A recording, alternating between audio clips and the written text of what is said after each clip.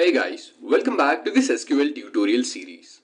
In this session, we will learn about tables in SQL. So simply put, a table is a database object which comprises of rows and columns. And in SQL, the rows are known as records and the columns are known as fields. So the fields are basically columns which provide specific information about data in the table. For example, we have this e-salary field in the table which provides information about the salary of different employees.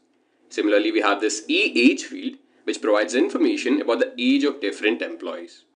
And a record is basically each individual entry that exists in the table. So record gives you complete information of one single entity.